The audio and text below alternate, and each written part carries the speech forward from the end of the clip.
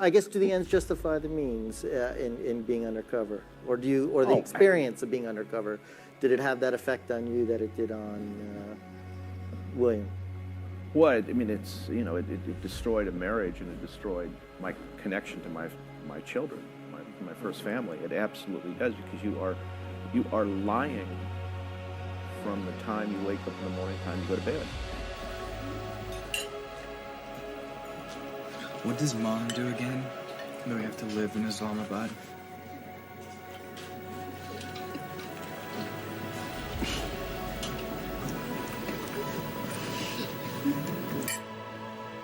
She's a secretary.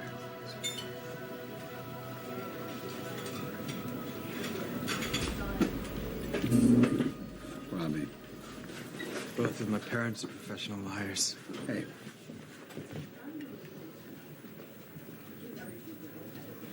What? You sacrificed our marriage in the service of the country. You made a mess of your life in the service of your country. Can't you sacrifice just a little this one time for your own daughter? Trainees who are selected now for the clandestine service get a very healthy dose of the general nature of the work and the rigors and hardships of the lifestyle. I mean, packing up, moving, periods of separation from your family, long hours, dealing sometimes with very unsavory people, and very often literally being in harm's way. Growing up as the child of a spy, the more appropriate definition being a clandestine or covert operations officer, be it the CIA or some other clandestine component of the U.S. intelligence community, often isn't easy for their families, a marriage, or more difficult, their children. My father did not confide to me, or even my mother, that he had served in the Office of Strategic Services, the predecessor of the CIA, during World War II until my late teens. My father eventually told me his exploits during the time I cared for him and my mother after learning they were both ill simultaneously, having their 60th wedding anniversary side by side in a hospital room. There was no hesitation, no thought of what to do, other than to immediately return to my hometown after 17 years working in the Washington, D.C. area in order to care for them.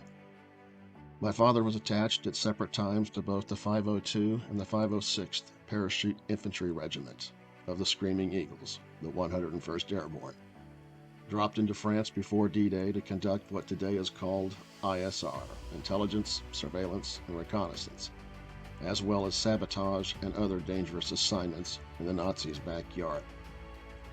He also worked with the French and Dutch resistance. He was awarded 4 Bronze Stars, 3 Purple Hearts, 3 Army Presidential Unit citations, and the Orange Lanyard. He was my role model, my hero. He taught me right from wrong. Back home, my mother and grandmother were rosy riveters. Granted, I wasn't born yet, so I didn't directly experience what it is like for the children whose parent or parents, as both may be working for the CIA or another intelligence community component, which requires their true identities, where they work, what they do, where they are in the world to be classified. But throughout the years as I grew up, I certainly knew my father served in World War II, but that it was just something he didn't talk about, despite his medals and the scrapbooks my mother had put together. It wasn't until he told me what he did, his stories, did I fully understand why he, like so many men like him, didn't want to talk about that war. The missions, the assignments, the jobs that they and all of the men and women who have followed them were then and are today essential, crucial, and vital to protecting and defending our nation's national security. Yes, there have been, in my opinion, improperly vetted individuals who should never have been given any level of security clearance, who have rightfully been reprimanded for doing something that should have been seen as a bright red flag a lot earlier.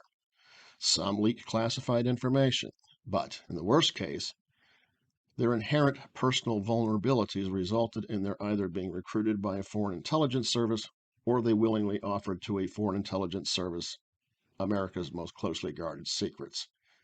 Those disclosures caused grave and terrible damage, which, I dare say, continued long after. The damage assessments that were performed following the identification and arrest of a traitor have glaringly driven that point home. But this program is about two children, Cynthia Johnston and Riley Nash, whose fathers were covert CIA operations officers, and the impact that all the secrecy and friendships with recognizable individuals had on them and their families. In her book, Born Under an Assumed Name, the memoir of a Cold War spy's daughter, Sarah Mansfield Tabor related having learned that her father worked for the CIA when she was 15 during the Vietnam War.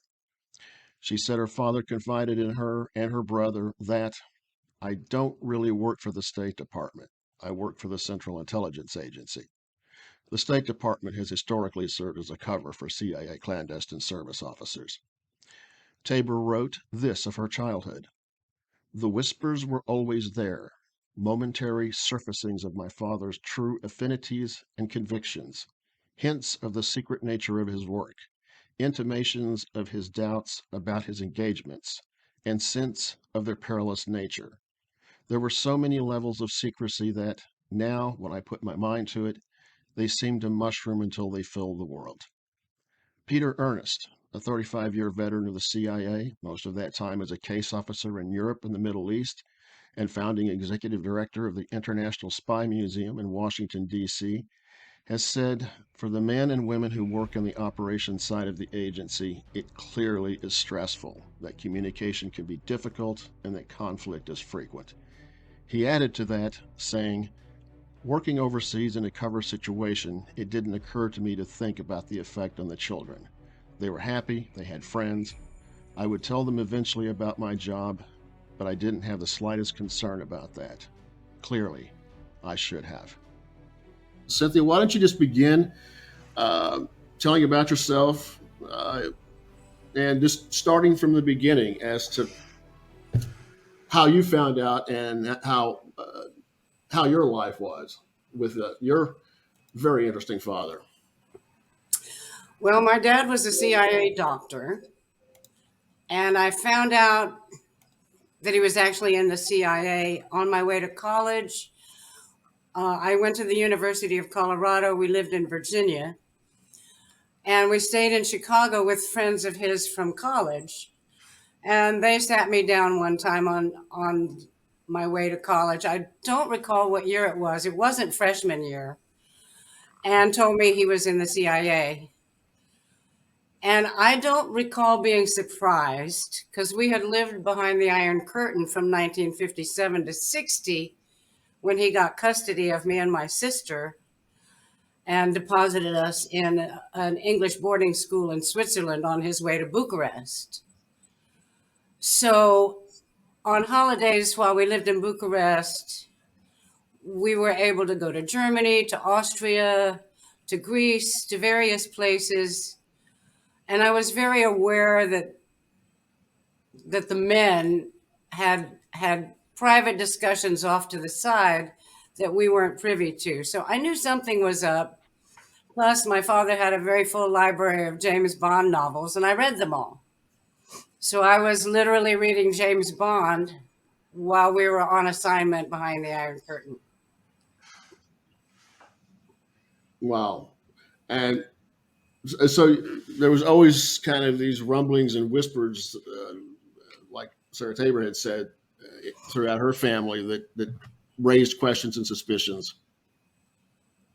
Well, when I was 12 and we moved to Europe, my father got custody. He dropped us in Switzerland at first, and so we were first in boarding school. But when we first went to Bucharest, we were actually living in various houses because we hadn't been assigned one. But when we finally were assigned our own home, we were given a tour of where all the microphones were in the house. So, without being told he was in the CIA, it was very clear we were in a spy world because the spies were in our wall. And when he went to work, I did a radio show. My sister and I did a radio show for the ear in the wall. And we would play American songs and say, Traiasca America, long live America. Here's Joe Cocker, or not Joe Cocker, but trying to think of some of the original rock and rollers back in the day. So Elvis. That would have been one. Elvis would have been one. And, you know, the early rock and roll, the Bill Haley, those sort of records. My dad would actually give away my record collection to other diplomats as gifts. And tell us what he did. I don't know. Now, He was a CIA doctor. Right. What that means, I don't know. I was never told what he did. He gave me very little tradecraft in terms of what he told to me. But I did get some clues. One of them was that well, let me read something from his resume, if I might. Yes. According to his summary of agency experience, from April 1957 through December 1959, Dr. Johnston was medical attaché to the U.S. Embassy in Bucharest, Romania. He was the first physician so accredited by the U.S. Department of State. He provided medical support to various Western diplomatic missions in Bucharest, as well as to the Yugoslav mission. He was also responsible for providing medical support to the U.S. embassies in Budapest and Belgrade. Now, the embassy in Budapest is interesting in that one of his jobs was to interview Cardinal Mindszenty, who was living at the American embassy seeking asylum. And my dad's job was to interrogate or to question the man to find out what exotic drugs the Russians used to get him to confess to things that he wasn't guilty of. And he told me that it wasn't actually drugs, it was sleep deprivation, classic torture techniques that kept him from sleeping for days and days and days on end. And then right before he went to court, they gave him a good night's sleep. They gave him a bath. They sent him to a barber, cleaned him up, gave him a good meal, put him in the courtroom, and he had no clue where he was. So that was what he discovered. And that just is one of the few things my father told me about his actual job. Didn't he? You mentioned that at some point, or you thought that he may have had some involvement in the early MK Ultra program. That's my suspicion. Okay. There's nothing in his resume to say that, but again, there is. Well, actually, there is. Let me find this other one.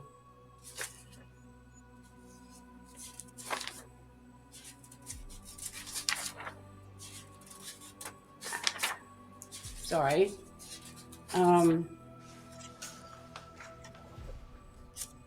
Here we go. This suggests to me also MK Ultra, but again, I have no confirmation.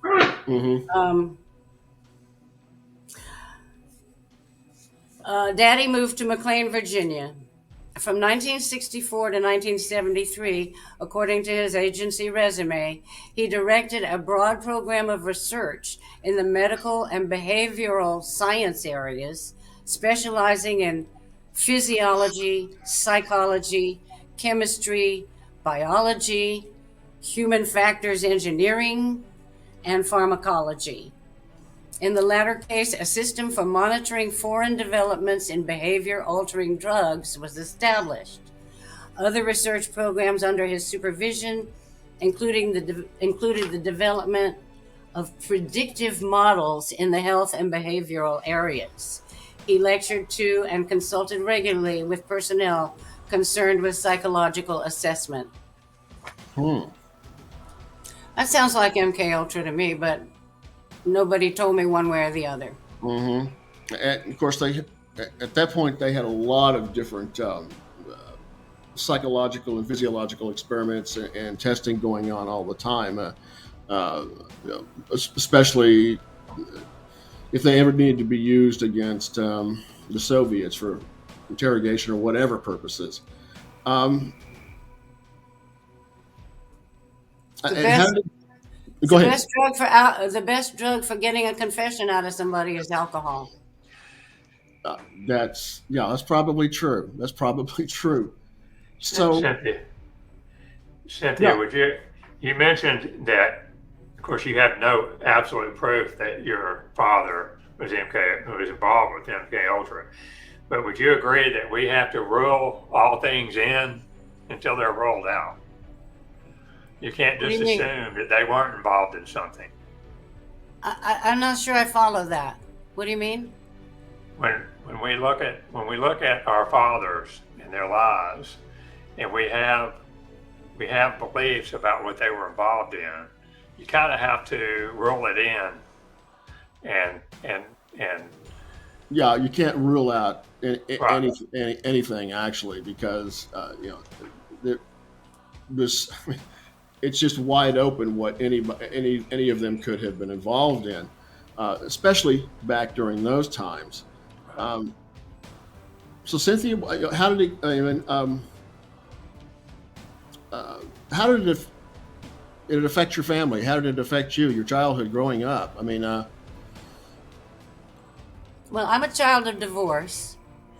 I don't know whether I'm a child of run-of-the-mill divorce or CIA divorce, and if there's a difference.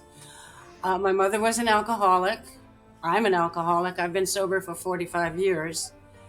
I'm the only Congrats. survivor of alcoholism in my family. Everybody else died. And not, everybody died before their time. mhm. But the question again is, What other things did you notice about him through your life and as you were growing up? Travels, just how did his life? 'Cause I'm assuming he probably traveled a lot. So how was the family life? I mean, well, taking he into was gone. He was gone from 1951 to about 1957.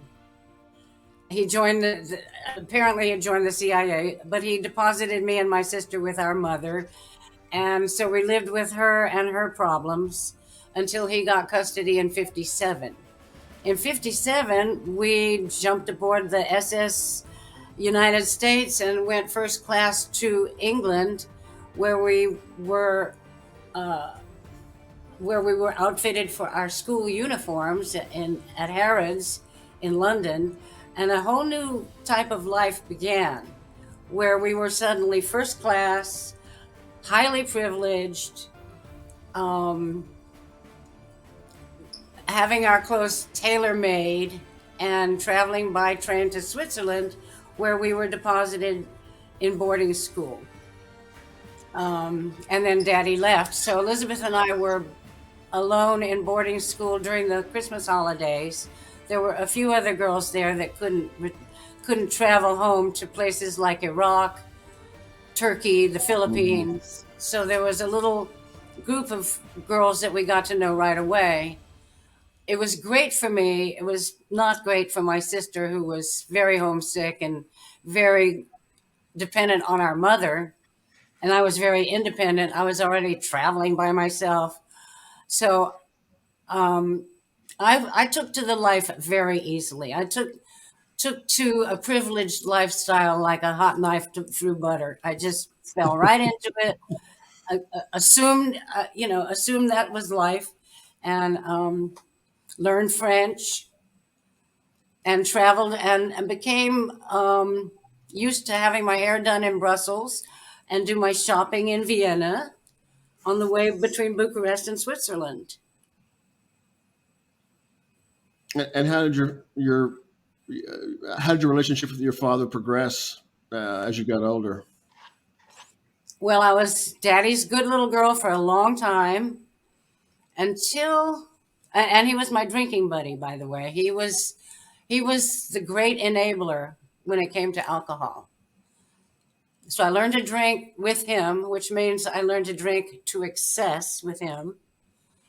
I went to college and continued to, the other way around. I went to college and started drinking and came back and drank with him. My senior, well, I went to the University of Madrid my junior year. Came back to the University of Colorado my senior year. It was 65, 66, I believe. And before class even started, I had friends that dosed me very, very heavily with LSD. And that was a life-altering experience like no other. It was magnificent and horrifying and everything in between. And since my dad was my drinking partner, the next day I told him about it. And he hung up the phone on me, which was the first time he'd ever showed any kind of disapproval of my activities. And over the next day or two, I'm not really clear about the time frame because I was still very high when I called him the next day. He explained to me that the reason he was so upset was that acid could be used to be put in a city's water supply and make the whole town go crazy, or could be given to a foreign leader so that he appeared crazy in public and lose his credibility. And that was my first introduction to my government having what I called evil intent, and my father, as an agent of it, having evil intent. So things started changing at that point. How? In what way, Cynthia? I had information that he did not want, and I did not understand that. He was a diplomat. He was full of stories about, for instance, being in North Africa and being with the Bedouins, and they had a big dinner to honor him, and so they gave him the sheep's eye, and he was forced to eat the sheep's eye, which got caught in his throat, and they had to pour hot tea down his throat.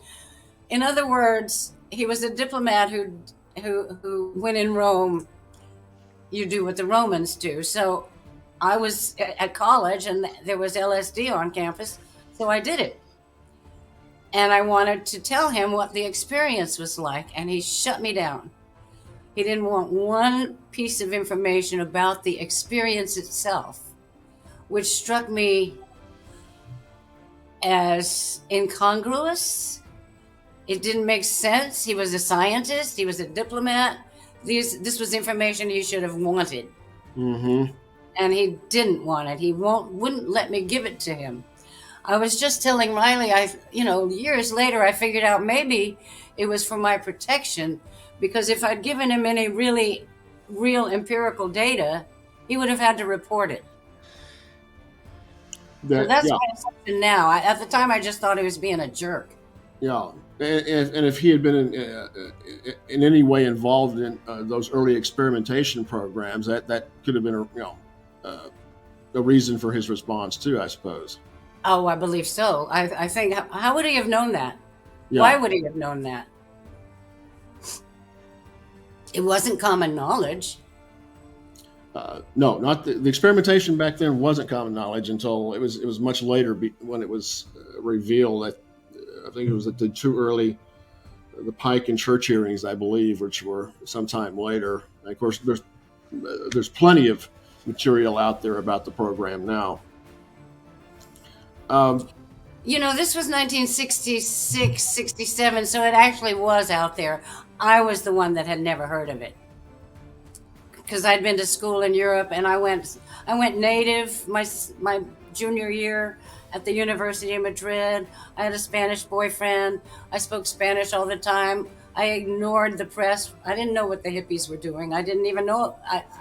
I saw magazine covers, but I really wasn't focused on it, and so I didn't pay attention. I didn't know what I was getting into.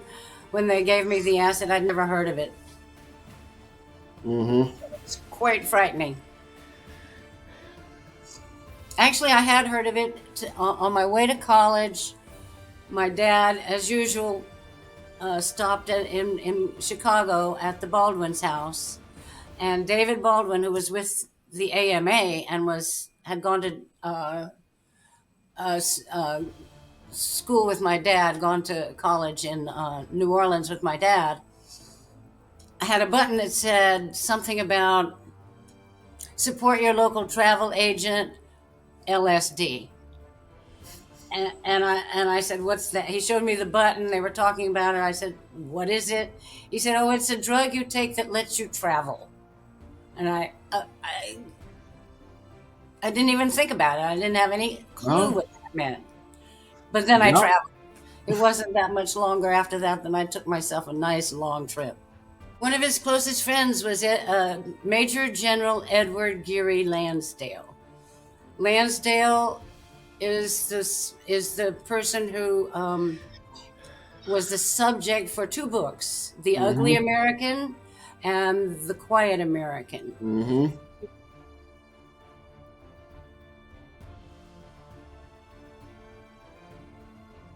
Was a mysterious character who told me he was not in the CIA. He was in the Air Force. He was an Air Force Major General, but the CIA was available to him in Saigon. That's very clear to me. Yeah, he's well known within the community. He's a legend, actually. A legend, which I didn't realize at the time because I was going to dinner at his house with my father.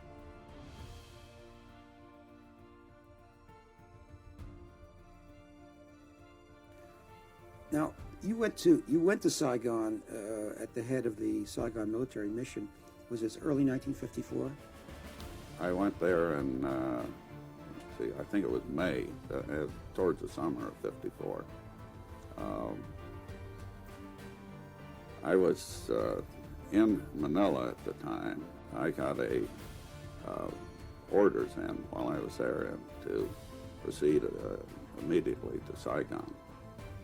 And I was appointed temporarily as an assistant attaché of the Air Force. And it wasn't until I got there and talked with General O'Daniel, who was head of our military mission in Saigon at the time, who asked me to also come out and help him with his MAG problems of training or not training at the time of checking on military support to the Vietnamese.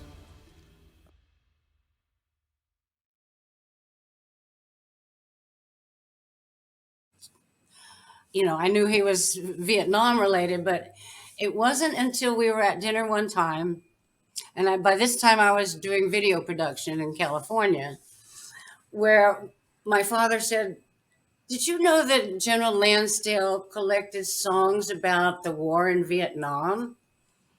And I just said, can I do a documentary about him? Just immediately. And he said, yeah. It turns out he had a collection of 160 songs recorded in country in his own living room using his own recorder that he got from the person he replaced. He would pour booze and tell people to write songs or sing songs about their experience in the war. So the first half of the collection was pre-combat. CIA agents known as the Cosmos Choir. They called themselves the Cosmos Choir because they hung out at the Cosmos Bar behind the American Embassy in Saigon. And those songs were about the coup, Madame Nu, all sorts of clandestine stuff. Those songs are they're memos. And in fact, Lansdale was using them as memos to send back to the elected officials who were making decisions about Vietnam, saying, you need to know what's really going on, and it's in these lyrics. But he got the idea that none of the recordings got past the palace guard for each of those, the president, the vice president, various high-ranking officials. He never had any response from it. So then the second half is the combat era, and there's some amazing songs. I mean, I can still think of one to the tune of the Marine hymn. And it was from the shores of the Pedernales, we have come to fight VC. But to win, you must remember, do not burn the banana tree. For if you burn huts and if you burn huts and shoot citizens, something like that, remember what it means. You are fighting now for Uncle Ho, not the United States Marines. So that was a diplomatic person who was trying to say, you don't want to be doing what you're doing here.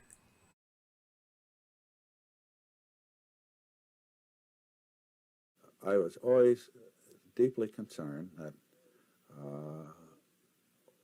the war out there was essentially, basically, of political nature, and that you don't solve political problems by military unless you've got a very clear view of where the military can take you for a political solution, which we didn't have. In your later years, did your father do any? I mean, did he have any final year confessions to you before he passed away? No, he was hardcore to the end. Right before the last time I saw him in his home, we were standing in the kitchen, and I just said, "So, Daddy, what did you do all those years for the CIA?" He looked me hard in the eye with that cold look that he could get and said, "I don't recall." He was teaching medicine at the time. He recalled. But I was, the other thing is that I didn't bring up is that the Vietnam War came between us. I went one way, he went the other way. On the Vietnam War. That made us enemies for a long time until I declared the war over, our war. There was one more thing I was just about to say about the Vietnam War. Well, the other thing is when I decided to quit drinking, I told him I thought I had a drinking problem. And he said, well, I'll get a 6-pack and we'll talk about it. So that one didn't work. And then I did it again. I said, next time I went home, I said, I think the answer to me quitting drinking can be found in the lyrics to a Dylan song. It may be the devil, it may be the Lord, but you got to serve somebody. Mm-hmm. Mm-hmm. And he said, oh, great. Why don't you go next door and clean General so-and-so's house? I promised her I would. And you can serve her. And so I did that. I did the work, and I thought, that's the last time you're going to use my vulnerability for your own purposes. So I went to California, and the next people I served was the Black Panthers. How do you like me now, Daddy? I helped create a wilderness survival training program for the teen leaders of the Black Panther School in East Oakland. Interesting. And then it took me years to realize even that was a reaction to my father. So how would you describe how it affected you over the years? How what affected me? My dad? Your dad, his lifestyle, the secrecy, the everything. Because the story is very typical of other children of either a father or a mother who is in deep cover, classified. In a way, I felt special. I was privileged. I mean, I'd gone to an English boarding school in Switzerland for 3 years, had my hair done in Brussels, and did my shopping in Vienna, and skied Switzerland and Austria, and went to the beach in Greece. So I kind of was spoiled. I spoke several languages, so I felt special that way.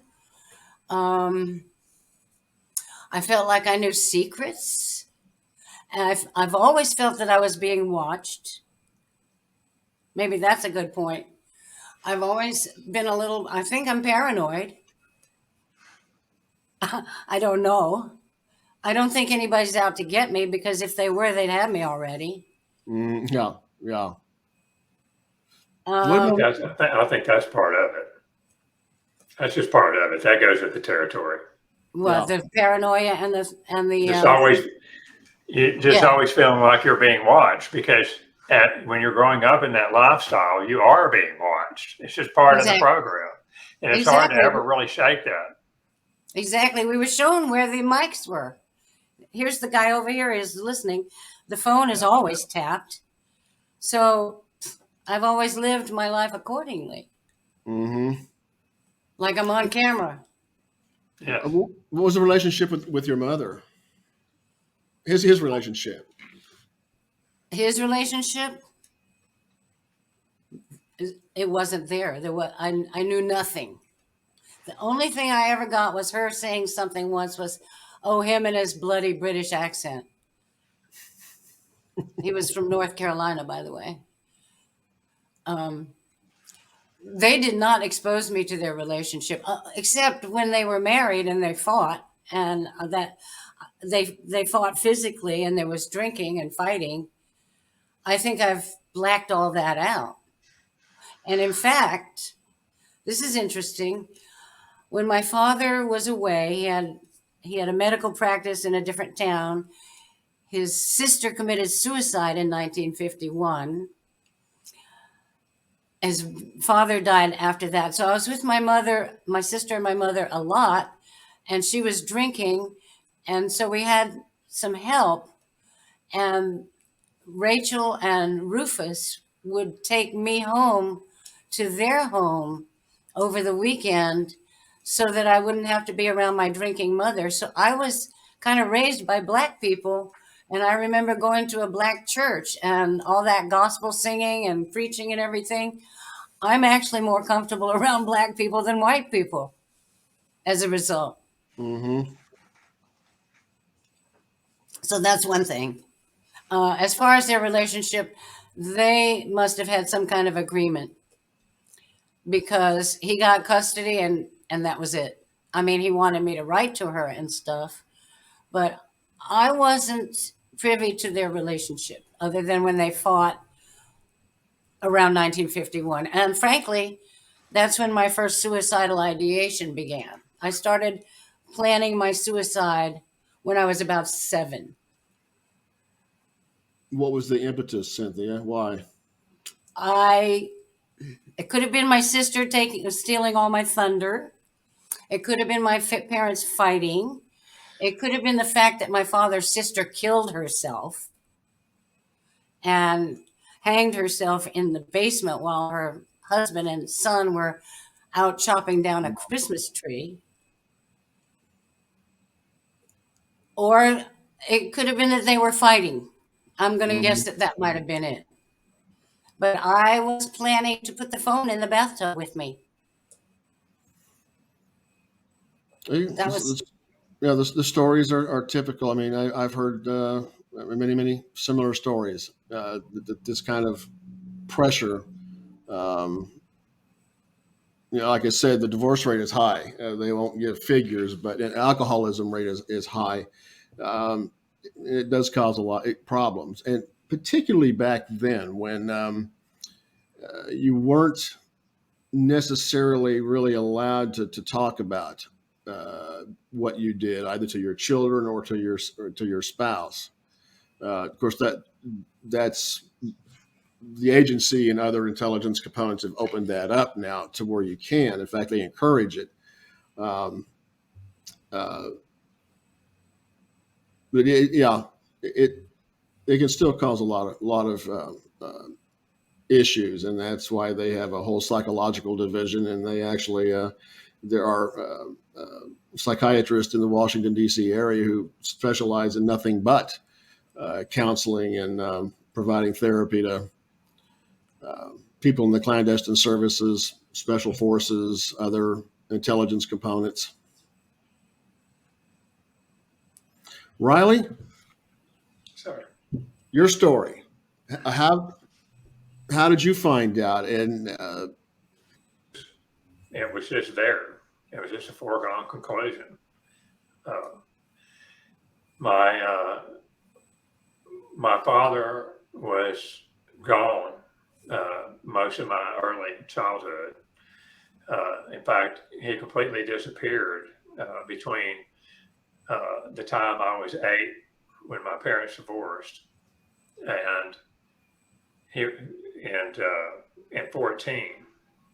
Went to live with him after that, and he began at when I was 15. He began confessing the things he did in his job to me, and that it really never needed to be spoken. I just knew it. It was just knowledge. what kind of things did he tell you, and what did you learn? Well, unlike Cynthia's father, who was a more openly established doctor and these things, and they traveled around all this, my father was more invisible. It was more in the shadows. I think he was very deep, and he was an assassin, and there were occasions that he confessed his murders to me.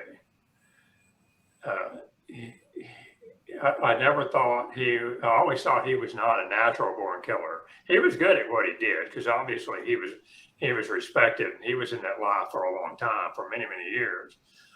But he would not come home on some nights, and then he would show up drunk, and he would take me out into the garage, and he would have me sit there and quietly listen to him confess his murder to me. Whatever murder he had committed, I don't know. I never knew if it had happened earlier that day or days before. I never knew when they happened. He never told me they were CIA murders. He would just confess the murder to me. Not in great detail, just enough. Just enough to absolve himself. How old were you at the time, and what time period was this? I was 15 at that point, and that was in 1975. And do you know about what time he entered the agency? I believe he entered the agency around 1956. He joined the Air Force in 1955, and I think it was not long after that. And so when I was a smaller child, he worked for a company, Idaco, which was a oil field service company, as a machinist. And this machinist always had occasion, very often had occasion to be gone on company business. I have very few memories of him as a child. He was gone literally like massive amounts of time at one time, anywhere from 2 weeks to a month at a time. And then he would be home for a while, and then he would just disappear. And you never knew where he was at. Never knew where he was at. Later, he revealed to me later, toward the end of his life, I found out a lot more. He filled in the blanks for me. I know that he was leaving and flying to Vietnam during the 60s. He was leaving us and going and doing operations in Vietnam and then coming back. But I never knew that as a kid. It wasn't until later I found that out. And he knew some interesting people, if I recall correctly. Yes, he knew some very interesting people. And again, this was filled in when toward the end of his life, he began to tell me that he had been associated with George H.W. Bush, and he knew him. George H.W. Bush, as we know, worked for Idaco in the 60s, and also took a position with Dresser Industries, the parent company. And my father, who had been a machinist for Dresser Industries in the 60s, in 1968 was suddenly promoted to a senior position with Dresser Industries. And that's when my parents divorced. My mother got off then. She said she had had enough. We were supposed to move to West Texas. And she filed for divorce then. She said she wanted her family out of that. Did she know? I assume she must have known what he did, or did he tell her anything? Because apparently it put stress on the family. Oh, an enormous amount of stress. There's no way to ever be able, and Cynthia can tell you, you can never display what a stress it was, and you know that. So I do believe that she knew what was happening because she had some knowledge. Because shortly after they divorced, I was awakened about 1 a.m. and snuck in. The phone was in my mother's bedroom, and I snuck in to the doorway, and I could hear both sides of the conversation. The phone was right next to the door. She couldn't see me, but I heard her tell him that she was going to blow the whistle on everything he was involved with, and and I could hear him say that if he did that she and her children would all be killed.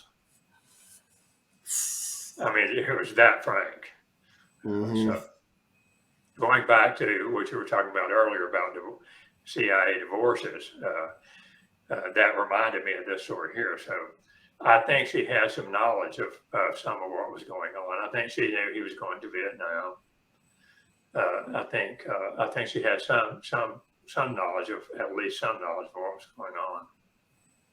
Yeah, there were a lot of divorces that were a result of Vietnam. There's no doubt about that.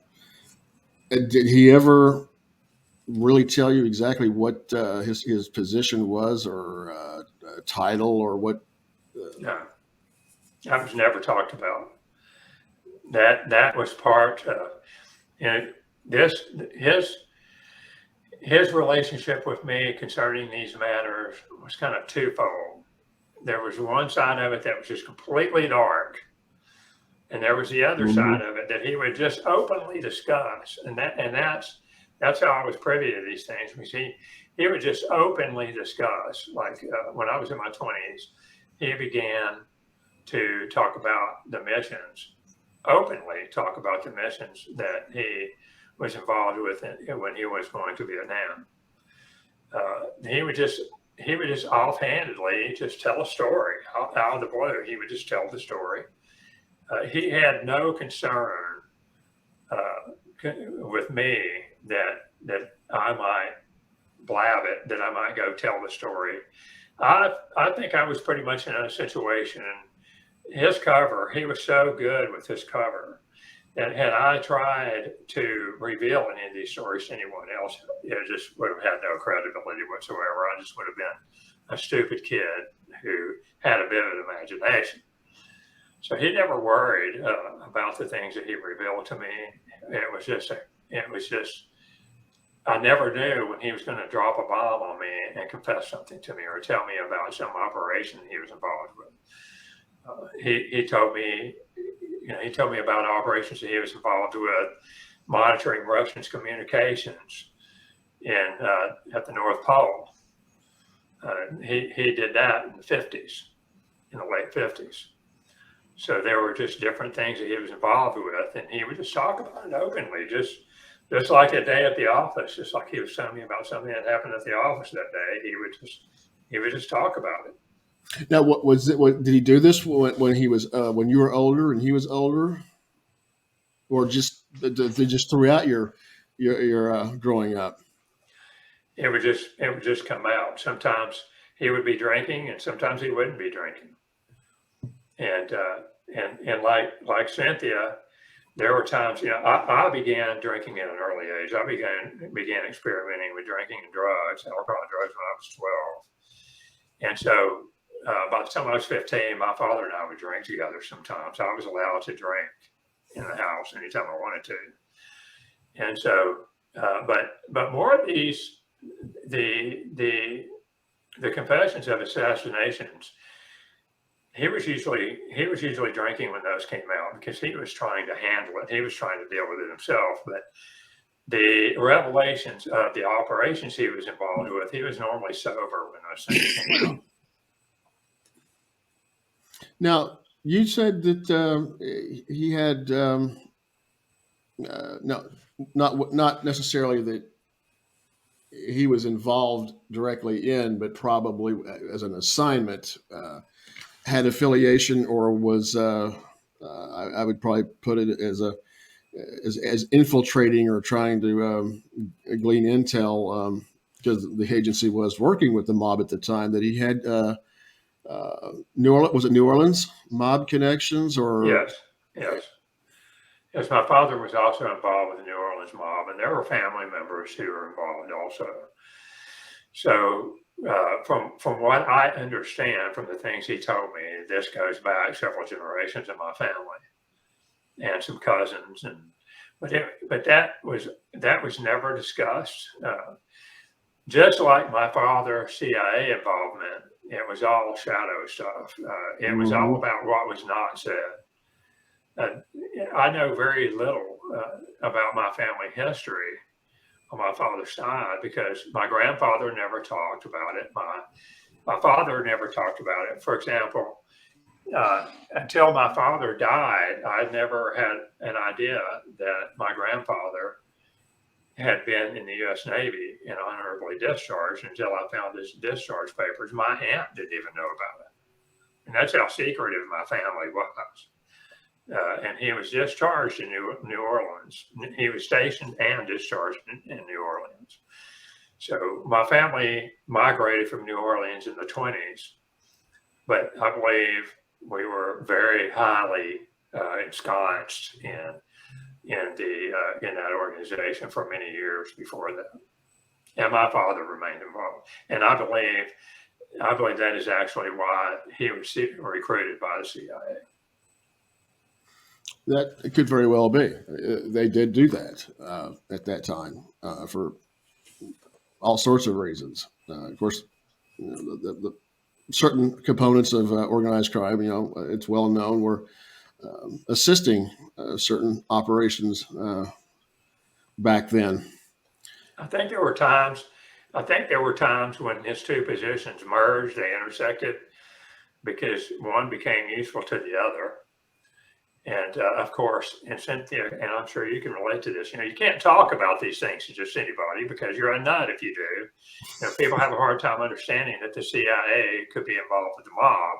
Of course, we know that at least at one time they were very closely related. Yeah, it's documented now. So it's not no secret anymore. Now, you told me that your father actually knew Lee Harvey Oswald. Yes, he knew Lee Oswald. He never referred to him as Lee Harvey Oswald. He always referred him to me as Lee Oswald. They were obviously, I don't know the full nature or depth of their relationship, but they obviously had a good friendship because my father remained friends with Marina Oswald until his death.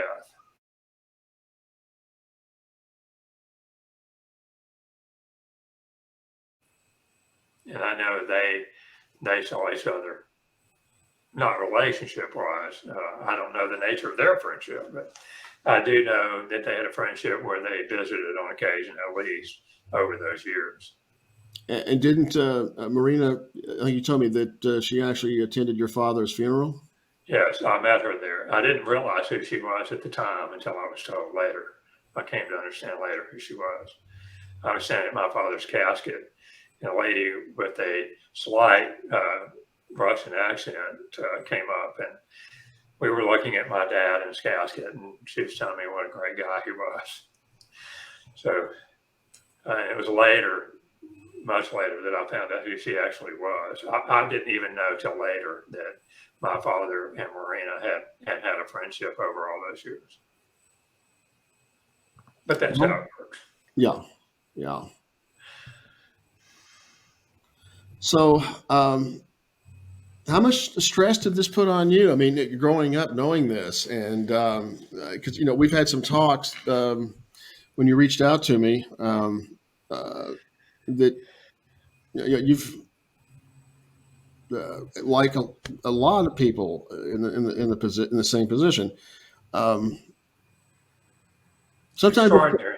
it's difficult to wrap your head around and to deal with, and to even try to understand, because there's just so much you don't know. I think we could probably do a whole show just on this, but the stress was extraordinary because as a child, my father would show up. He would be gone for long periods of time, as I mentioned earlier, and then he would show up, and life would seem to be normal for a while. He would be around. We would do things together. My father, as a hobby, he enjoyed working on cars, and I would hold the wrenches for him, things like that. Just regular things that fathers and a small son would do. And then, boom, he would go to work one day, and I wouldn't see him for a month, or 2 weeks, or a week, or whatever amount of time it was. He was always going off to places. Like New Mexico, Hobbs, New Mexico, Los Angeles, Nevada. Those are places I knew even back then that he was going to. He spent a lot of time in Dallas. He spent a lot of time in Tyler. I know now that he had another wife. He had a second wife while he was married to my mom in Tyler, Texas. I don't know if he was married to her first. I know they didn't have any children. She couldn't have children. She didn't like children. So I don't know if he was married to her first or married her after he married my mother, but I know he maintained a completely separate residence, home there with a car that he kept there. He bought a new car in 1965 and kept it there, which he later gave to me for my first car. So that came out later, and that became his default. She became his default wife after my parents divorced, until they divorced and he remarried. Did you ever meet her or know her? I saw her one time, and it was an accidental meeting.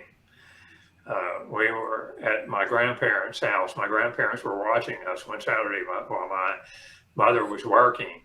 And they showed up at my grandparents' house, and my mother pulled in approximately 3 minutes after them, and ran to us and grabbed us and got us into the car and ordered both of them to stay away from her kids. And we were gone. That's the only time in that 6-year period that I saw my father. It was just for that brief, maybe 3 minutes. And I ran up to him and hugged him, and he didn't hug me back. So up until that point, I would have these brief periods where it seemed like I had a normal life. My dad would teach me things, and I felt like I had my dad behind me. I felt like he had my back. And then boom, he would be gone. And every time he was gone for those long periods of time, I felt like I had the world ripped completely out from under me. Mm-hmm. And then at age 8, when they divorced, he was just gone until I was 14. And I completely withdrew. I didn't know how to handle life, even at age 8. I failed the 4th grade. I became a stutterer. I didn't know how to relate to people. My mother, I had a close relationship with my mom until they divorced. But after they divorced, my relationship with my mother at age 8 became strained. And it was strained all through my teenage years. A very difficult relationship with her. I was pretty much allowed to do anything I wanted to do. I could go and come as I wanted to, even at 12, 13 years old. even at 10 or 11 years old, I could go and come. I never had to account for my whereabouts or anything like that. I was allowed to do whatever I wanted to do. But it seemed to me, I always knew my mother loved me, but she didn't like me very much. And I think that she associated me very closely with my dad. And it was obvious that I missed my dad very much. So I was on my own during those years, and the stuttering became worse, and I withdrew more as my teenage years progressed. And I realize now that it's because I never really felt like I had any real foundation in my life. There was never, Cynthia can relate to that. There was never any foundation. I never knew where I was. It just seemed like I was always floating in midair. And it wasn't until I was well into adulthood, into my 30s, until I was able to find some grounding. My 20s were extraordinarily tumultuous. I joined the church when I was 19 or 20 years old, and I could never relate to the people in that church. I tried my best to fit in with them. Yeah.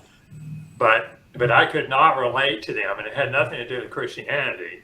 It's just being in that close association. It was very difficult for me to isolate myself, as I'd been accustomed to doing prior to that. So it was only, my world was make-believe. I would just look at what they did and the things they said, and I would mimic what they were doing and saying, because I knew that's the way I needed to act and be. But it wasn't coming from me. It was just an act, because I have no idea how to act. I had no foundation whatsoever. And even years after my father came into my life, he still offered no firm foundation, because he was still involved in the lifestyle. And it wasn't until 1993 when the boss of the New Orleans mob passed away. And I believe that's when he left the agency also, that my father began to change, and he began to offer some foundation to me. And we began to have conversations that brought healing to me and enabled me to find some closure with the things that had gone on virtually all my life up until the time I was 33 years old. Those are classic stories. You are not, neither one of you are unique in growing up in a situation like that. The records are very clear that this what you've just explained is has happened to many other kids of children of and even spouses of those in the dark shadows. Today it's a lot different, thank God. There's more services provided, but back in the day it was different. It was different, everything was still secret, and you didn't talk about it, or you weren't allowed to talk about it. And, just the long periods of time being gone, not knowing where your father or your spouse knew where they were at. You couldn't contact them. It was very, very tough on a lot of people. And to a degree, it still is. It is today, even if, your children know, or your spouse, or if you're both in that same kind of work, it's still very stressful. It's still very stressful because, it's just the nature of the job. It's the nature of the work. Well, just an amazing amount of confusion. As I told you before, and you may remember, I was abducted when I was 15 years old, away from our home in a suburb of Dallas. And to this day, I don't know why.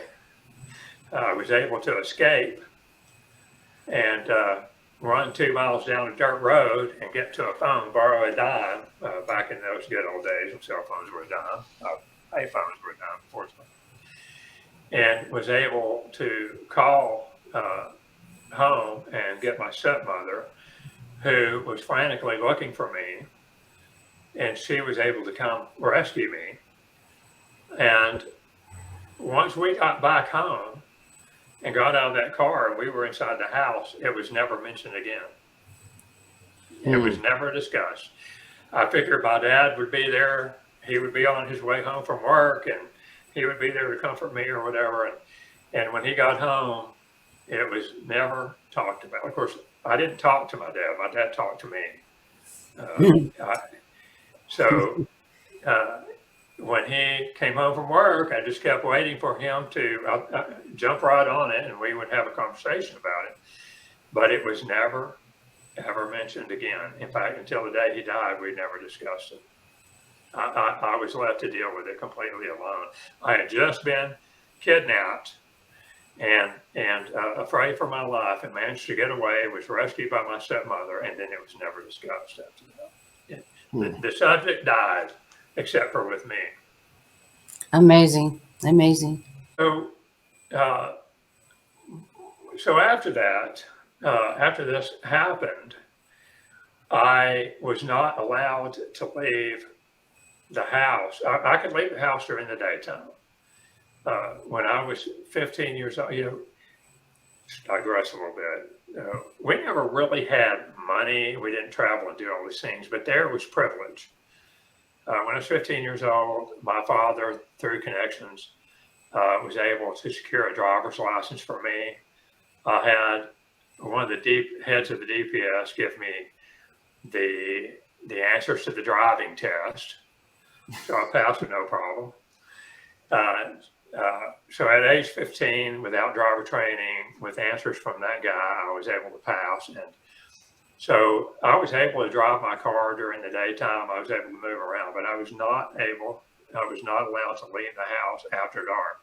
Especially, I couldn't even leave the house at all. I couldn't even go out into our yard after dark. And then there was a time during this period where I ran an errand one morning for my stepmother to the 7-Eleven about 4 blocks from our home. And I encountered a man there who had never seen in my life. As I walked up to the counter, this man stood at the end of the counter. Never forget him. This is about 7 o'clock in the morning. He's dressed in black slacks, black shirt, black leather jacket, black shoes, and black sunglasses. And he's standing at the end of the counter. And as I passed him, he greeted me. He said, "Good morning, Riley. How are you?" And obviously, as a 15-year-old kid, I was pretty freaked out by this, but I didn't show him this. I just answered him that I was fine, paid for the product I was purchasing, and got out and got home. Told my stepmother when I got back, and it didn't seem to concern her at all. She just said, "Okay," and that was it. And I never knew why that guy was there. After that, I came to assume that I must have had some kind of security detail that kept an eye on me. And for whatever reason, this guy made himself known to me. I don't know. But I could hide nothing from my dad. Anything that I did in the course of a day, my father always seemed to know he always seemed to know my whereabouts. He seemed to know every single thing I did. You probably did have a protective detail, or at least they had some sort of surveillance, because it seems like he was in a very unique position. Can't quite put my finger on what it might have been. Of course, there were a lot of different types of activity and positions back then, and well, there still are. But obviously, he was in the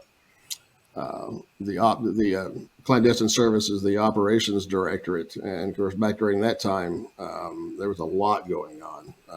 Interesting. There was an FBI agent that lived a few doors down from us that I was strictly forbade to have any contact with at all.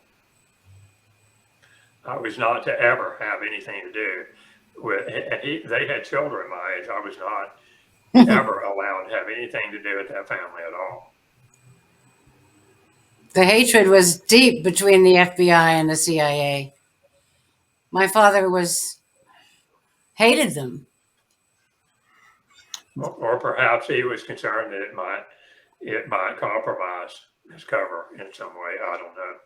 Well, for the longest time, and probably up until after things were reorganized post 9/11, the FBI, particularly the National Security Division and the agency, they had a running rivalry. Right. That's well documented, well known. There were stovepipes, there wasn't sharing of information. I always figured he was concerned that it would blow his cover. And my father was obviously a master at maintaining his cover.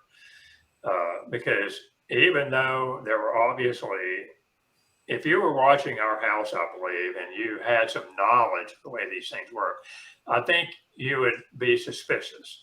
But I had a friend that we hung out together all the time during my teenage years that lived right across the street from us. And a few years ago, I tried to tell him about my dad and his life and the things that were going on.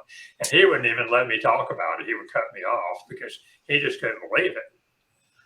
Because my father was so good at cover. Yeah. I was telling Cynthia earlier that, and I may have told you before, that my father was a master chameleon. He could be anything he wanted to be to anybody. To one person, he could be just a good old boy, just a good old country boy, and maintain that persona. To another person, he could be an extraordinary intellectual. In other words, he could actually adapt, relate, and talk to anybody on any level. Absolutely. Well, that's what they look for. And he could switch characters instantly. And he showed me these characters. I saw him switch characters depending on who was in front of us. And it was just a normal thing for me. I was just accustomed to it. It was just the way Dad did things. That's a classic trait. And if you're going to be a successful case officer or for the most part, or recruiting assets, you've got to have that innate ability, and it can't necessarily be instilled. You just have to have it, although it can be enhanced with training. I certainly know that very well. The thing he hid behind the most was being the good old boy, kind of lascivious drinker, womanizing kind of type guy. That's what he hid behind the most. That's, big money type of guy, even though he was the kind of guy that would buy the whole bar around. So we never had money. He drove a Cadillac. We never had money. He had jobs that paid well, legitimate jobs, seemingly, that paid well, but never had money. But that persona is what he carried through most of his life, and it seemed to work extremely well for him because that is the reputation he has with most people, that he was just this good old lascivious drinker, good old boy type guy. But in reality, I know that he was anything but that. So he was gregarious on the outside. Absolutely. Yeah, that's another classic trait. That's what they look for. Now, larger than life. People who can think out of the box and blend in and just be able to talk and to anybody. You always saw him in the mirror. You never saw him. You never saw him head on. You always saw him in the mirror. What do you mean? the image of my father you thought you were seeing was not actually him. It was a reflection of something else. It was a reflection of what he wanted you to see. My dad was always about what he wanted you to see. That's what he portrayed to anyone. Even with me to some degree, I would get the dad he wanted me to get it in a given time. And there were occasions when he would be the real guy, but it was very often not that way. Most often not that way. That's Tradecraft 101. My dad was a whole different story. He was more the James Bond type, charming, elegant, forgetful when he was when he had to go meet other doctors in Bucharest or Belgrade.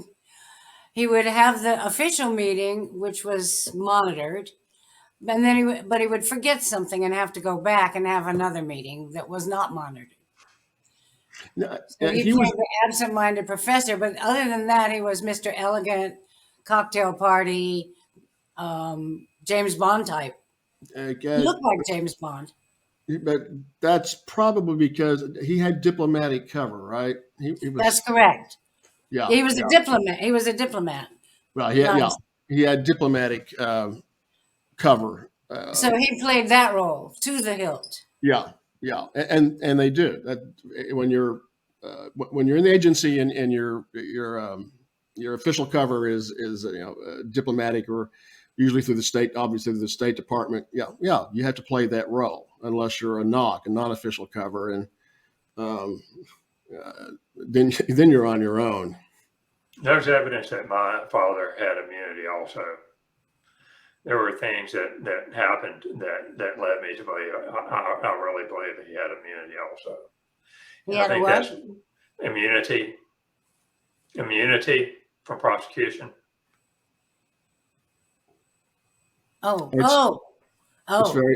It's very possible. Okay.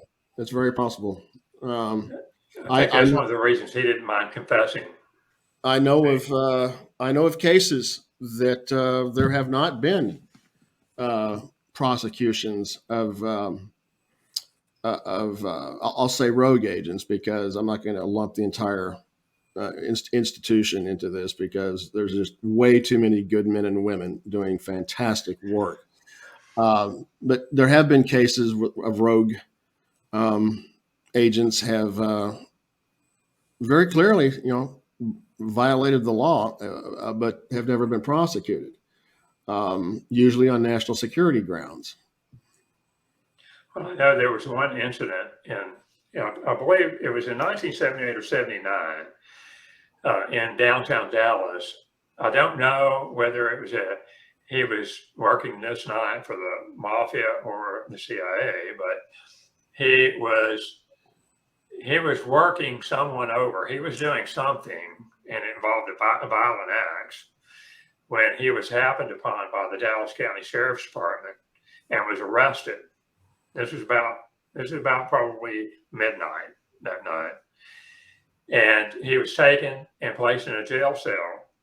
And about 2:00 in the morning, the Dallas County Sheriff got out of bed and came to the jail and personally unlocked that cell and let my dad out.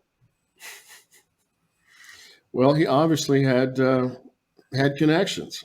I mean, I don't think there's any other way of looking at it. He was I know of at least 34 times that I can think of that he was arrested for DWI and he was never convicted. Yeah. I'm sorry, Cynthia, go ahead. No, I'm sorry I interrupted, but I had an interesting conversation with my father during my more confrontational years. Oh, and to go back to something you asked me before, Tony, when my father first got custody, my role became, I was Eloise. I was like Eloise in a fancy hotel. I was like that precocious kid who lived a fantasy life. But anyway, later on, as I became more suspicious of what was going on, I was having dinner or lunch with him in a Chinese restaurant in McLean, Virginia. a well-known CIA hangout, by the way. And I sat there and I said, I know why the CIA and the mafia are a marriage made in heaven. And he said, why? Because they're so grateful for their freedom being here in America now. And I said, no, because in the name of anti-communism, you can get away with murder in this country. And he said, shh, shh.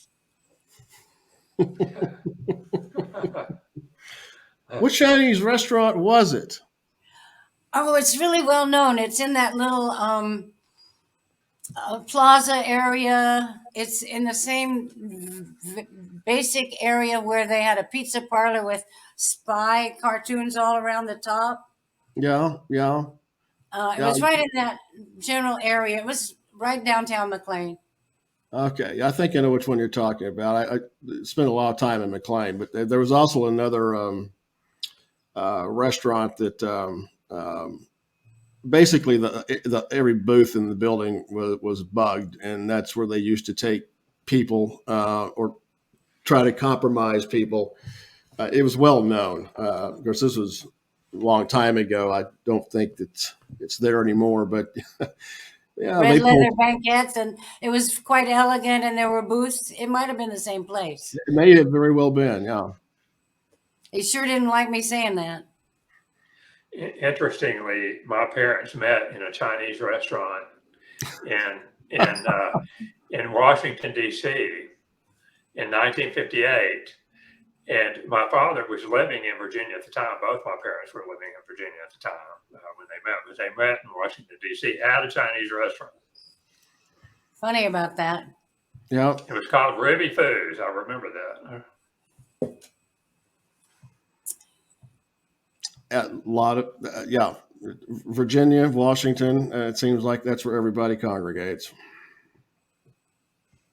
Definitely. Guys, it's been, I mean, do you have anything else you want to get off your chest or talk about? I mean, you've related some interesting stories, which to me are not surprising. And I don't think they'll be surprising to people who have or are even now experiencing this, because it's so relatable. And the exact same dynamics in these kinds of situations with families, and you can almost just tick off boxes. You know, this is it. This is happening. This is happening. This is happening. It's all so so very, very familiar and similar to anybody who's in this situation or has been in this situation. They'll know precisely what you're talking about and what you're saying. I'll tell you, Go ahead. I was telling Cynthia earlier, you know, for all those out there who have experienced the things we've experienced and who haven't put the pieces together yet, if you have, you know, this is kind of like a patchwork quilt. You may have this piece here and this piece here, and over here, another piece, another piece, another piece. And you know this piece isn't normal. You know this piece isn't normal. This occurrence does not belong in your life. It doesn't fit in with the rest of your life. But when you take all these little things and you sew them together, they only come to one conclusion. They can't come to any other conclusion at all. No, that's how this works. And there's a clue for those who haven't come to the revelations and realizations that Cynthia and I and you have come to. Yeah, I was fortunate because, well, I knew that my father had been in the OSS. Didn't know exactly what he did. He didn't talk about it. But in later years, he did. He opened up, and I have his full history. So he was my role model, because he was in the OSS, and then he and a good buddy of his made the segue over into the agency, at least through the Korean War. And then he got out. As he told me, he started seeing the handwriting on the wall in Southeast Asia, and he wanted no part of it. And he was well decorated: 4 Bronze Stars, 3 Purple Hearts, 3 Army Presidential Unit citations, the Orange Lanyard. And he was with the 506th and the 502 of the 101st. He was at all the places. Of course, his work was working with the resistance, sabotage. They were flown behind lines before the gliders came in the night before. They were taken in sometime before to carry out sabotage. And one time he had to actually get himself captured. He spoke fluent German, which I did not know until later. And he had to get himself captured because he had an assignment to take out some officer. So he got himself captured as a POW, did his assignment, and donned an officer's uniform, spoke perfect German, and got out. And he brought the Luger back from the officer that he took out. And I asked him, I said, I forgot what I asked him. I said, maybe when I first learned about it, I said, well, how'd you get that? And he said, well, I just borrowed it and never returned it. But he was an honest man, a very honest man. And he always tried to do the right thing. That's what he always told me to do. He said, son, no matter what the consequences, do the right thing. And it's probably why I went into counterintelligence for 10 years. And it was only in the last maybe 4-5 years that I even opened up about that myself. He modeled and showed you how to deal with it. Yeah. And he was very forthcoming. When I actually asked him things, he would talk. I have all the documents, all the papers. I know what he did to earn all of his awards and stuff. He had a famous John Houseman quote from I think it was 3 Days of the Condor.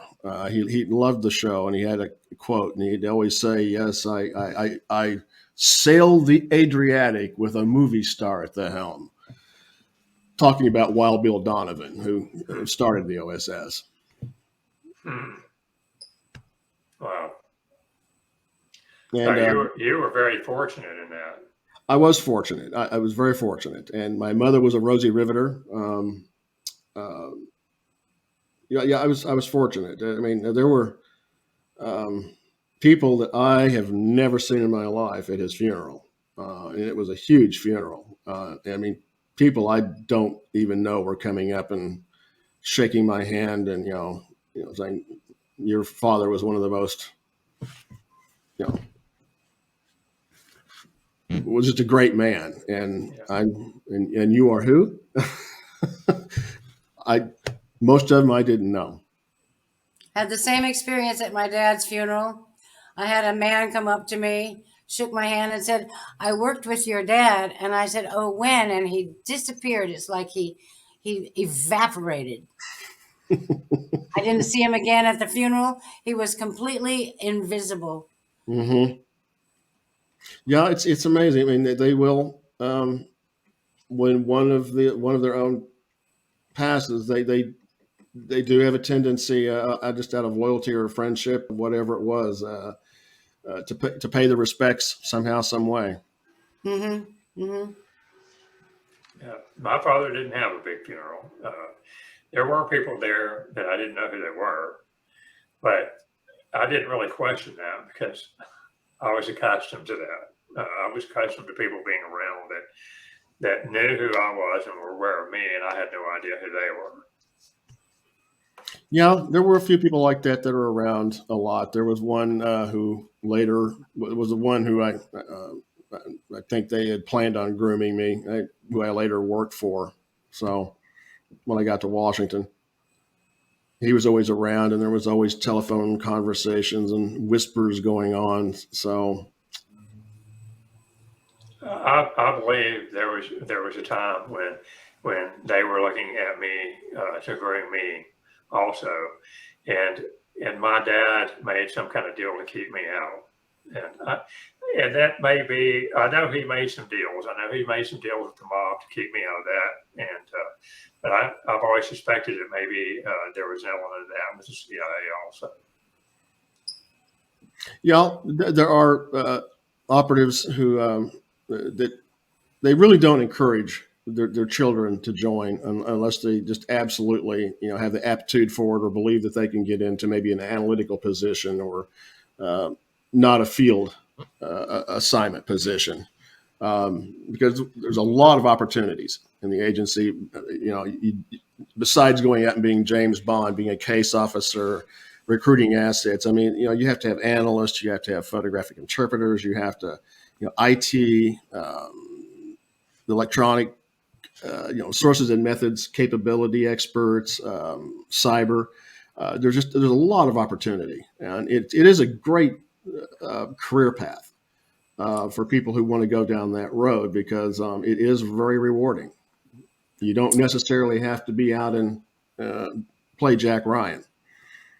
Interestingly, my son 10 years ago was visited on his job by a CIA guy. The guy introduced himself and talked to my dad, talked to my son, and encouraged him to seek a career in the CIA. Yeah, they will. They'll seek out people that they because they look at college scores and people who are have aptitude. Of course, they have school fairs and very good outreach. The process is long and arduous once you apply, and if you get in and get sent to the farm. But it's very rewarding. I actually did one little job for them and proved myself to be unworthy of being in the CIA. I was visited after my junior year in Madrid. I went to Holland to visit my father's girlfriend, who was with the State Department there. And I decided to stay for the summer, so I got a job at the Berlitz School.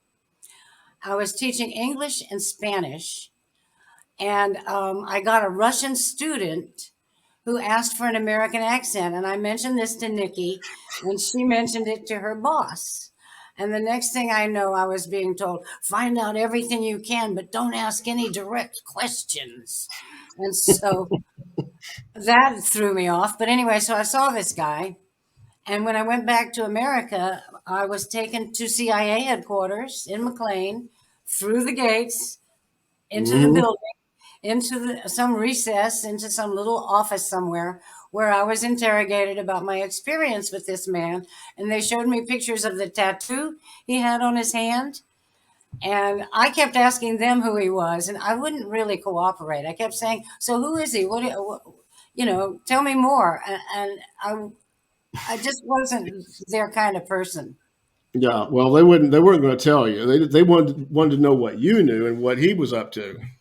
Right, and I wanted to know who he was from them, and they wouldn't tell me. So I observed what I observed, but this wasn't going to be a very good relationship from the beginning. I had no respect for it, and I showed that. Tony, I mentioned to you, I told you this story a while back, that when I was 19 years old, I was visited by a Russian man. I was working in the make-ready department of a car dealership that my father was a manager in. I know that my father was doing maybe some of his CIA business there and maybe some mob business, but I was at the back of the property, at the back of the shop, working one afternoon. There was a road, a street that ran down the back of the dealership, And I looked up and saw this tall man. I would say he was between 6'3" and 6'5", dark-haired, piercing green or blue eyes. I don't remember. I think they were blue, or I think they were actually green. But he walked up to me and with a deep Russian accent, began speaking to me and asked my name. And he spoke with me for, I want to say, about 15 minutes. And it was obvious, I was very uncomfortable. It was obvious that I was being interviewed.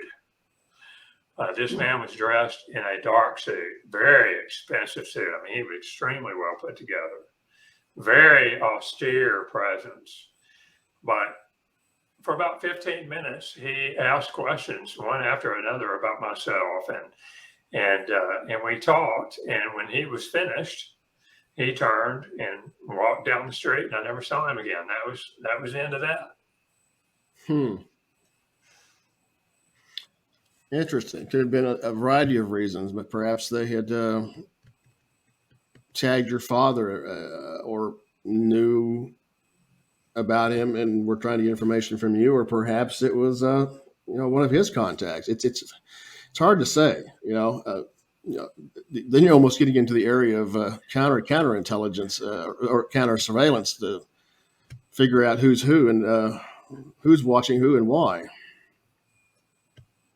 I know my father was involved with the U2 program in the 50s, or early 60s. So maybe that was carryover from that. I don't know. It's hard to say. But he did talk about that some later. There were lots of things that came out later, like his relationship with George H.W. Bush, and his admiration for Bush.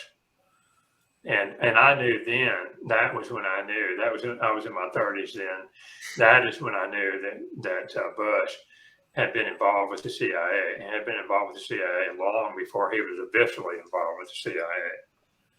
And he also somehow had met Carter on a few occasions and admired him greatly. He talked to the admiration that they were great men in person and all these kind of things. I did want to point out also that my dad also went to Texas and Las Vegas, and he went to school in New Orleans. So there seems to be like a triangle of New Orleans, Texas. He was at the King Ranch, he said, for whatever reason, and he was in He was in Las Vegas a lot. So was my dad. He was in Las Vegas a lot. No explanation. Just, I was in Vegas. He said he was gambling next to Elvis Presley one time. That's the only, I mean, I don't know what was in Vegas, but a lot of those, his friends had some kind of relationship to whatever was going on in Vegas. Well, oddly enough, each one of those places, they were hubs for various operations and activities back at that time.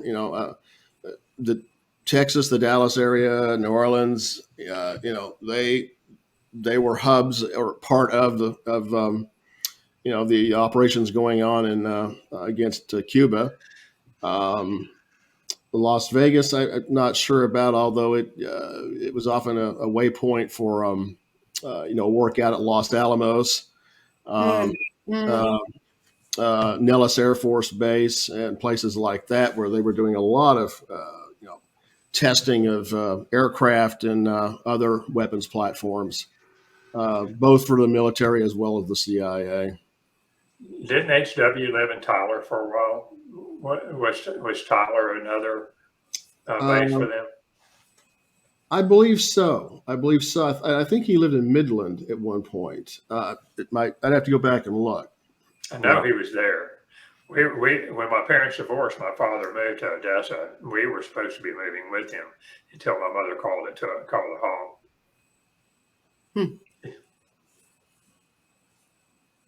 Interesting story. When we lived in Bucharest, my dad would tell us a bedtime story that he made up as he went along.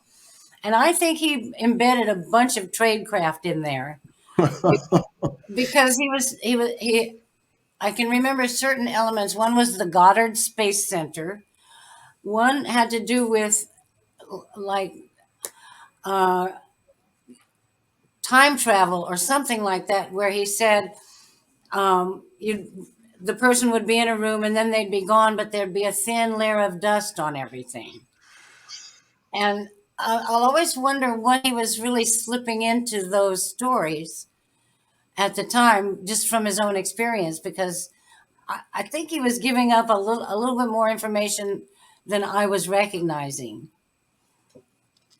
Sounds like it. That's interesting things to be slipping into fairy tales or nighttime stories. Yeah. With it wasn't time travel. Kinetic travel. What do you call that? Where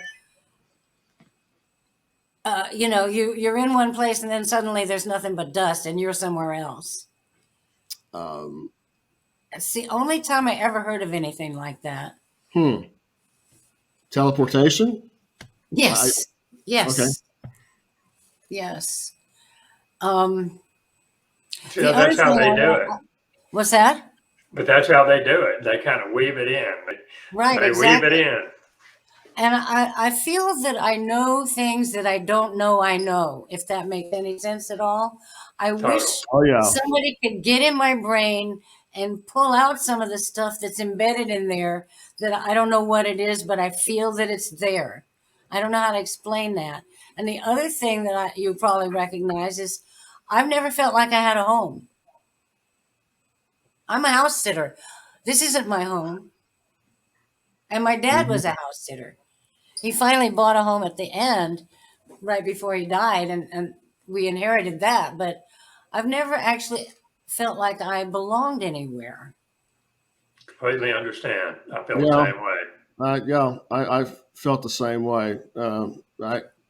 If I'm stuck somewhere for about 10 years is all I can handle. And if it starts getting up around 6.5 years, I'm thinking, it's about time I move somewhere else. I'm scared to death of having roots in the ground somewhere. I don't know where that came from, because we traveled a lot too. Most people want a home. I want an RV or a camper that I can escape in. That too. Nobody can, here it is, small footprint, low profile, fast getaway. I'm 77 and that's what I want in my future. What does that say? At almost 62, I've been in the same town for 30 years, and that entire 30 years has been torture. I wanted out. Up until that point, it was not unusual for me to decide that I wanted to live somewhere else and move the next day. I've done that several times. Yeah, I've moved around more than I can even remember most places. Anybody else? I don't feel home. And I'm not into intimacy. I run the other way. I don't let anybody get close.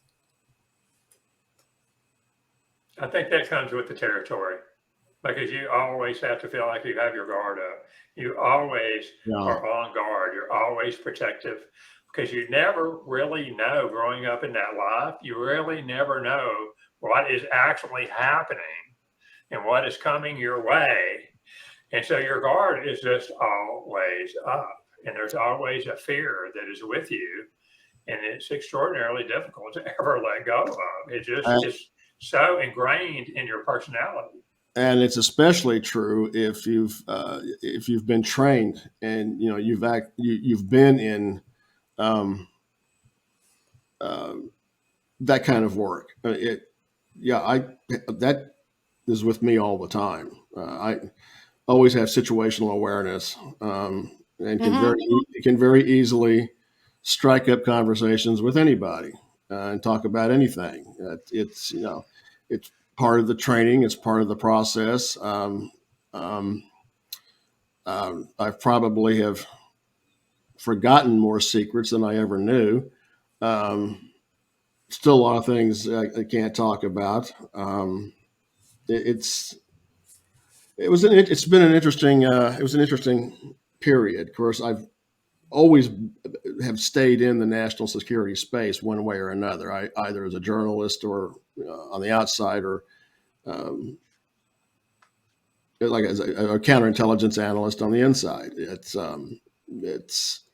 know a lot about a lot, and I don't know whether that's a blessing or a curse sometimes.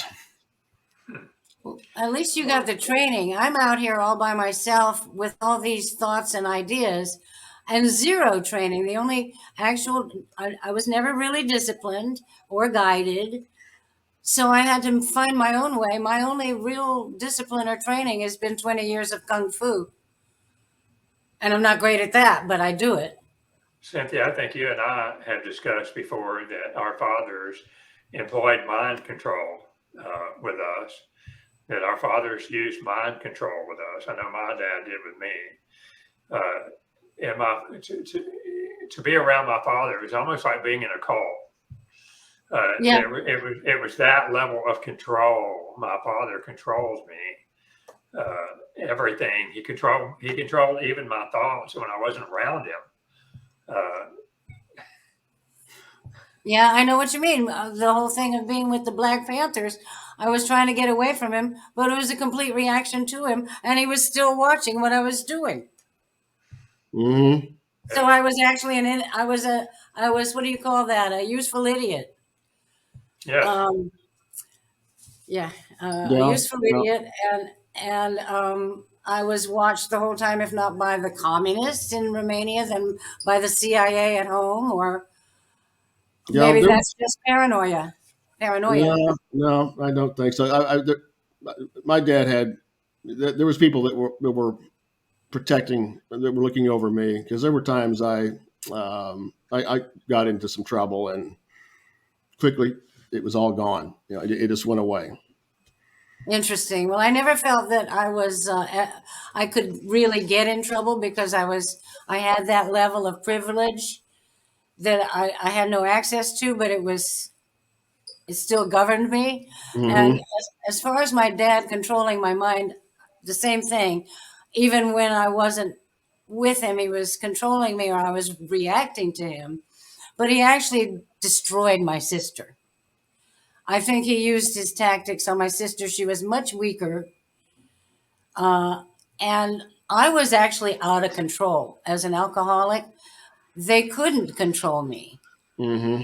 Although I think I was destined for the business until I proved myself completely incapable of being trustworthy, because I would run my mouth and say anything to anybody if I had a few drinks in me. I was completely ungovernable and uncontrollable. That's, I think, what saved me from being brought in. Because there were a couple of times it was obvious I should have gone that direction. I majored in languages. I'm like you. I can strike conversations up with any number of people in any milieu and do it in several languages. But I was out of control. Yeah. Children of clandestine services or other covert components of the intelligence community, they've readily admitted that there's a high alcoholism rate. They don't talk about it, just like they don't release divorce numbers. And even the children have admitted that it's just the nature of the stress, not knowing, and the secrecy and all, just the lifestyle. That a disproportionate number have also become alcoholics, or have had an alcoholic problem, or gotten into drugs or something. The pressure of mind control, I think, has a lot to do with that. Yeah. Just the way you're controlled. And for me, one illustration from my life that really shows the level of that mind control.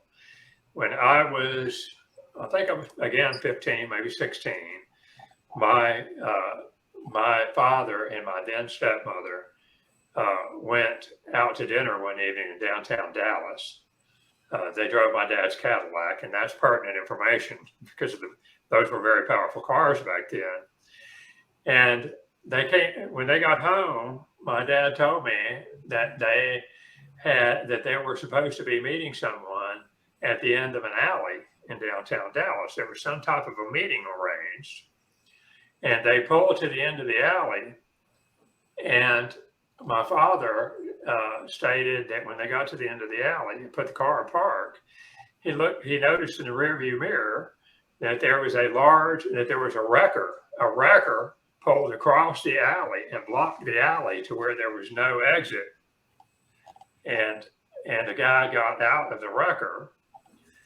And at that time, they put on their seatbelts, and my father threw the car in reverse and floorboarded it, and was headed straight for that wrecker to ram it. And in his rearview mirror, he could see the guy.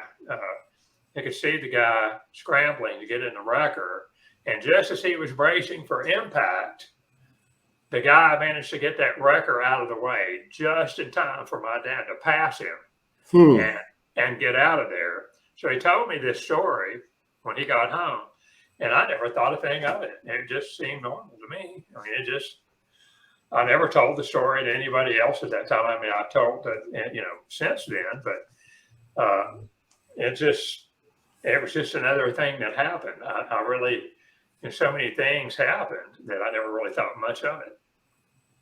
So amazing. Tony, it just occurred to me how this whole conversation got started in the first place years ago when we were working for the same publication, and I wrote Confessions of a CIA Brat. Mm-hmm. Let me read the opening line. I'd love to.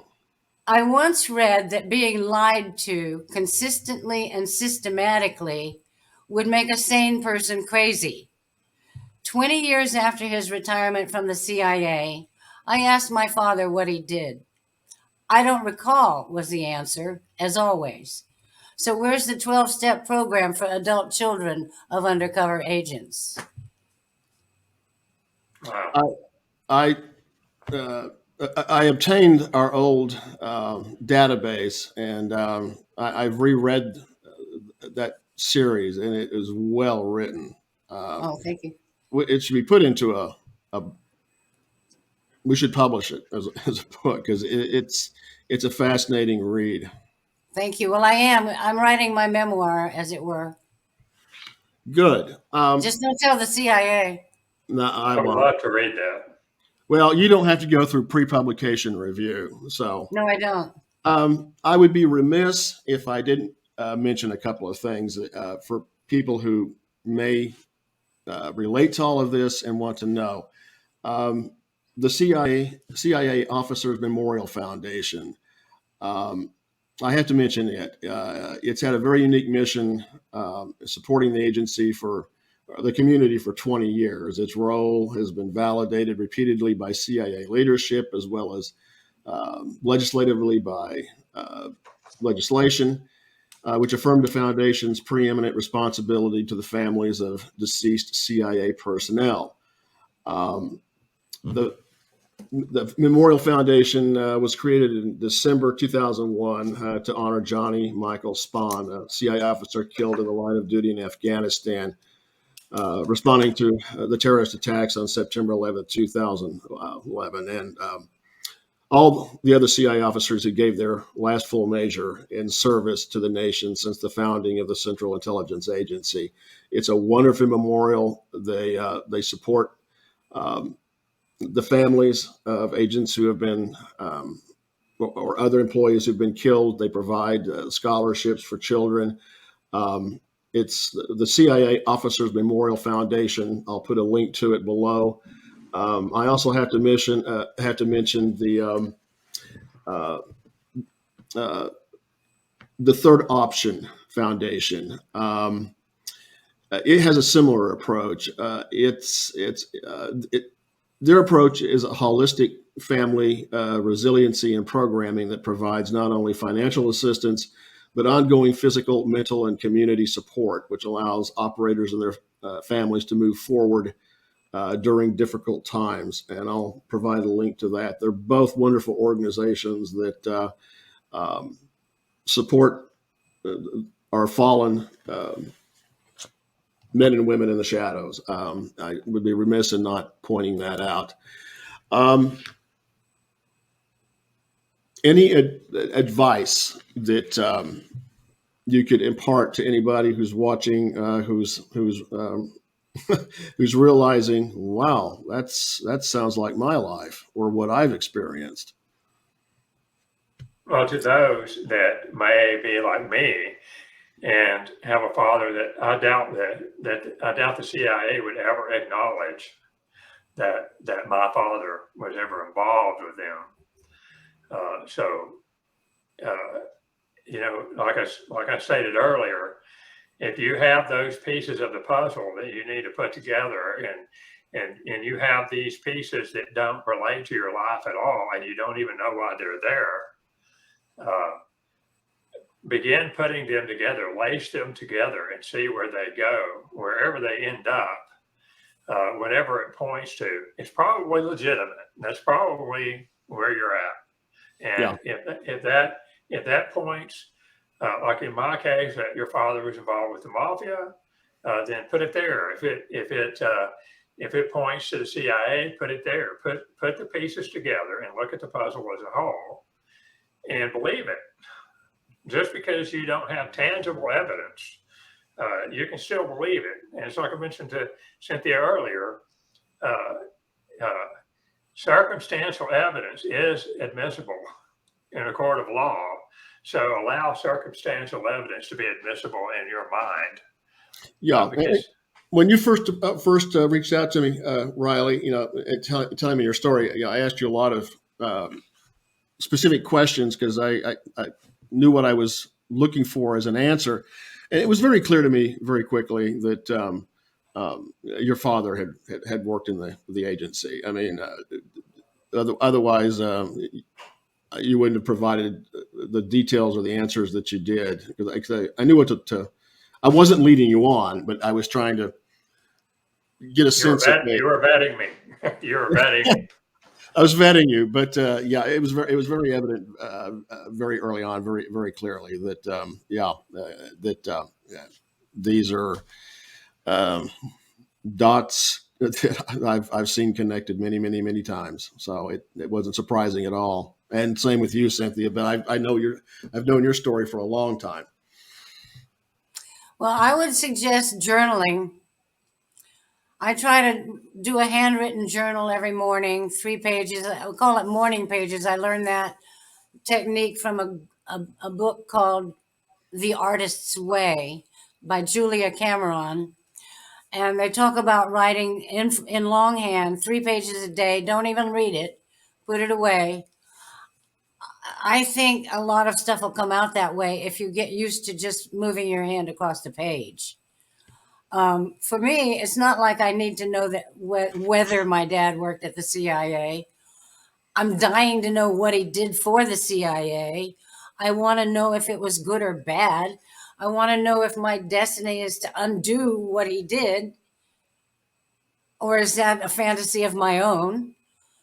As far as advice is concerned, I need it more than I have it to give. I would like that group. I would like to be able to talk to other CIA brats, for lack of a better word. Yes.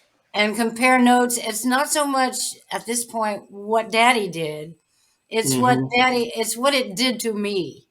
Mm-hmm. What is missing? What is broken? Yeah. Am I crazy? It is. You and I need to have more of those conversations too. It's about the toll that it can take just through the stress, everything. Family life is not that it's hard, especially on the children, most of all. And a lot of children aren't even told until they're at least late teenagers or young adults, when they can process it and understand the need for the secrecy. But then a lot just are never told. It just depends on their parents and how they want to handle it. Well, I think as far as what I would want out of any of this is I don't want to feel alone with this. I mean, I think we've all had the experience, especially me and Riley, of being alone with this knowledge, with this suspicion, with this shadow, with this cloud, with this not knowing that colors the way we see the world and the way we enter into relationships. That's right. And I'll say this, that having gotten to know you, Cynthia, and Tony, it has been life-changing for me, because I'd borne this alone until I met the two of you. And you guys were like, okay, I get it. I know exactly what you've been through. I know exactly what you're talking about. Tony, going through the vetting process with Tony, and just having all that and knowing, okay, I'm not crazy. I'm not a lunatic. I'm not in this by myself. There are people who understand me and who know what I've been through.